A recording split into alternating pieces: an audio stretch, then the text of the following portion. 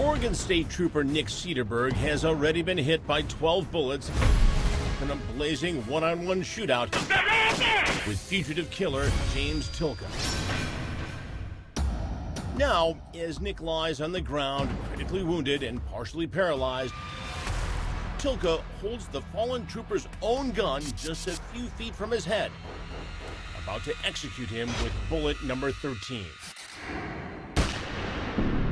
But by some kind of miracle, the bullet misses, literally by a hair. I remember the snap of the concrete when that bullet went right by the back of my head. Piercing Nic's beanie and barely grazing his head. A millimeter to the left or right, and you're missing some skull. This was the hat you were wearing, with the bullet hole that was supposed to be your kill shot. Yeah, this was supposed to be the shot. Your blood's still on it. Yeah, it's dried on it. That's how close it was. The bullet has Nic's new lucky number written on it. The 13th bullet. 13th bullet. And Nic's would-be assassin has no idea he missed his mark. He thought you were dead. Yeah, he thought I was dead. He thought he had put the kill shot into your head. Exactly. I remember laying there just trying not to move, because I had no options. Tilka knows other cops are about to arrive at the scene and runs into the woods, getting ready to pick them off one by one. He started to hear the sirens, and then decided to go back, and he's in the bushes waiting, and he's got my gun. And he's gonna try to kill some more cops. Yeah, he was ready to ambush whoever responded. Nic tries to warn officers who are now searching the area for Nic and the fugitive killer. I was just doing everything I could to stay conscious. Once I heard the other officers arrive, who were back probably 20 yards, I tried to move my arms so they'd know I was there. I got the woods. I got the woods. Hey, he's right Stand there! Stand there!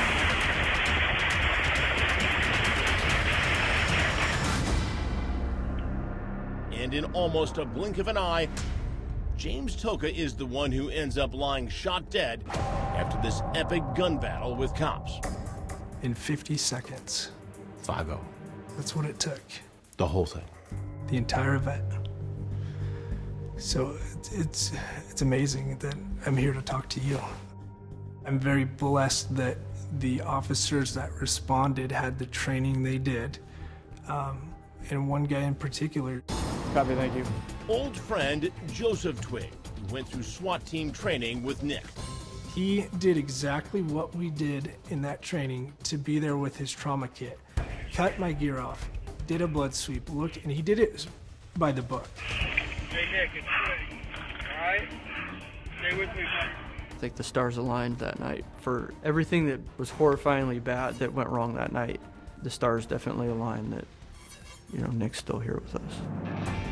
But Joseph and Nic's other old pal, Jordan Weston, say Nic was the real hero for chasing the killer down and shooting it out with him one-on-one. And Nic saved the lives of so many others. Who could have been killed by that gunman that night? Who would have been killed by this man. The way it all unfolded and to have both of them here, that's what kind of gets me. I know I'm not gonna cry here, but to hear Jordan's voice, and you know it, because I'll never forget it. And you know, and hearing Officer Twig go through the motions, and he did exactly what he needed to do. So did Nic. He believes he wounded Tilka early in their shootout, and he's glad he did. If I would have missed him, we wouldn't be here.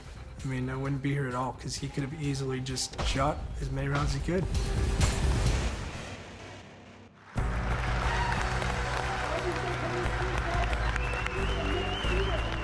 Nic's been honored for his courage under fire by police organizations all the way from his home state of Oregon to Washington, D.C. Thank you so much for having me be a part of this. This has been a bucket list week for me. Going to Arlington, I was previously in the military, and I've only been a trooper for 7 years. I was honored and proud myself just to be there among Nic's friends, family, and fellow cops to see him receive the Top Cops Award in the nation's capital. My wife asked me, knowing what you know now, would you go through it again? And I said, hell yeah.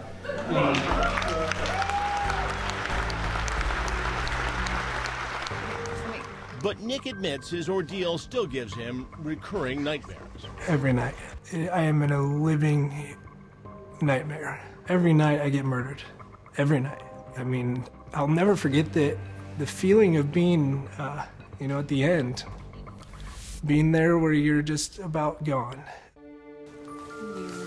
His wife Haley feels her husband's pain and vows to never stop trying to heal it.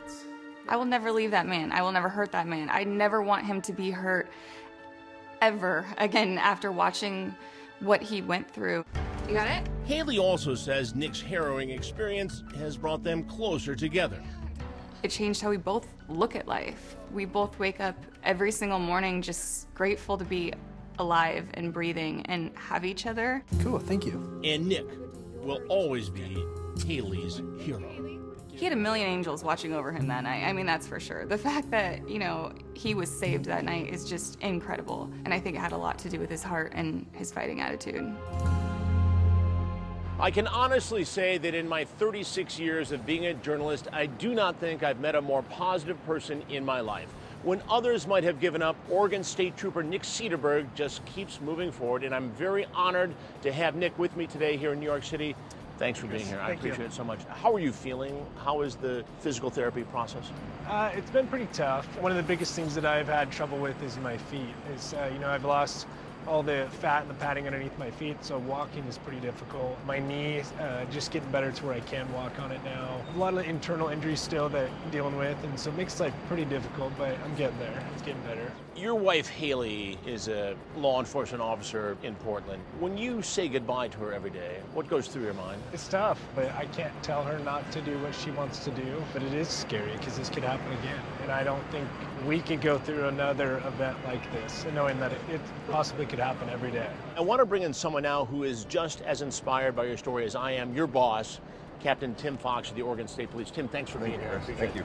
This is a guy who doesn't really pat himself on the back very often. Tell me something people don't know about Nic. Ever since the first day in the hospital, his attitude has been great. I stand in awe of him every day. He teaches me things that I didn't think that he could. Last time I checked, your GoFundMe page was at about $100,000. That says a lot about what you give to the community and what the community is giving back to you.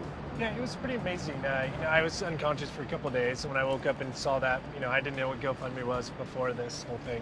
To see the community and the local agencies, it was pretty amazing. Well, here at Crime Watch Daily, we have a new initiative, and we call it the Badge of Honor, where we honor law enforcement heroes from all over the country who have gone above and beyond the call of duty.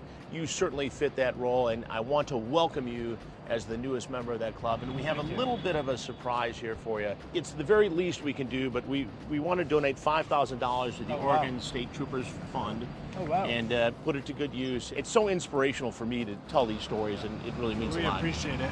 Well, thanks for being here today. I appreciate it. Hope you can fit that on the plane. Thank you. Thank you, Chris. That's All right, awesome. and if you would like to nominate someone for our Badge of Honor, you can do so at crimewatchdaily.com. I'm Chris Hansen. If you like this story, make sure you tune in every day to Crime Watch Daily. You can find where the show airs in your city at crimewatchdaily.com. Watch it live or record it on your DVR and watch it at night. And to all those criminals out there, remember, we are watching.